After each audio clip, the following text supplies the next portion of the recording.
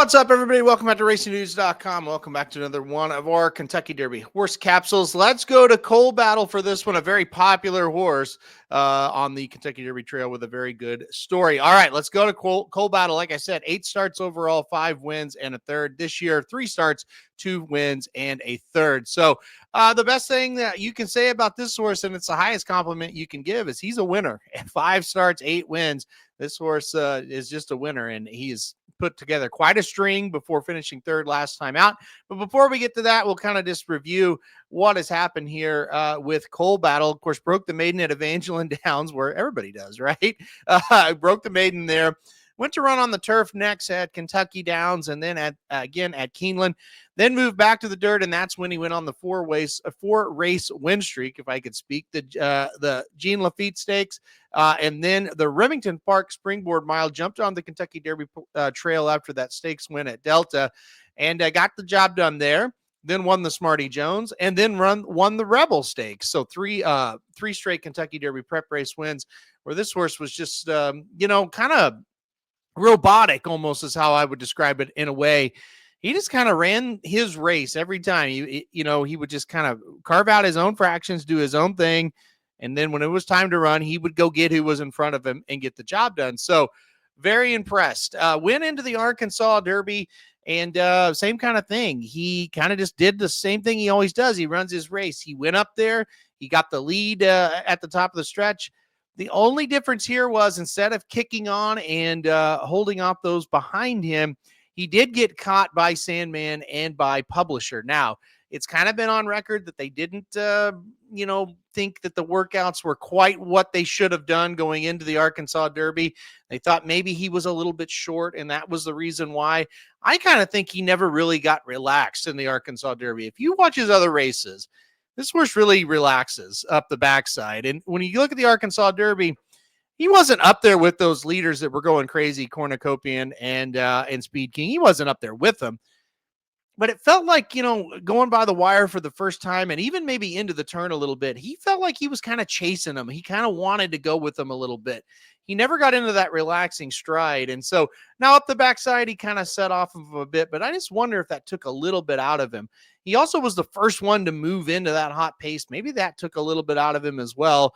And this, those closers that were way behind, they were just kind of biding their time, and they were able to pass him no problem. So there's a couple of things that you could make legitimate excuses for Coal Battle, but like I said, this horse is just a winner. 8 races, 5 wins, and 4 straight victories for that loss in the Arkansas Derby. Now, when you look at the pedigree, sources by Coal Front out of a midshipman mare. Look, this is not a plus pedigree, right? But honestly, I don't really worry about it much when it comes to him, because I think he's already kind of outrun what his expectation level was. So he's just a racehorse. Do I think 1.25 miles is going to be absolutely perfect for this horse based on pedigree? No, I do not. But I don't really think 1.16 miles or 1 1/8, was something that was just perfect for this horse either. So, look, I don't really worry much about that. I think this is a horse that just likes to run and likes to win, and I think he'll be okay as far as that goes. Getting 1.25 miles, I think all of them are kind of questionable, when you get in there until they do it. I think this horse can do it. I also think this horse is going to sit a pretty good trip. Like I said, he's not a deep closer. He kind of just carves out his own fractions. You can bet he's going to go about 48, 49 to the half. If that puts him in front, great. If that puts him in mid-pack, he's okay with that as well. So he's going to sit a decent trip. I think my biggest thing, as we kind of look at, okay, can he get the job done in the Kentucky Derby, and kind of my final outlook on this horse, I always kind of question just how good is he? Yes, he's good. Who did he really beat in the Remington Park Springboard Mile, in the Smarty Jones, and the Rebel? I think he beat decent horses, but I don't know if he really beat these horses that are going to now blossom and be very good. Yes, he finished ahead of Sandman, and he finished ahead of Publisher in the Rebel Stakes.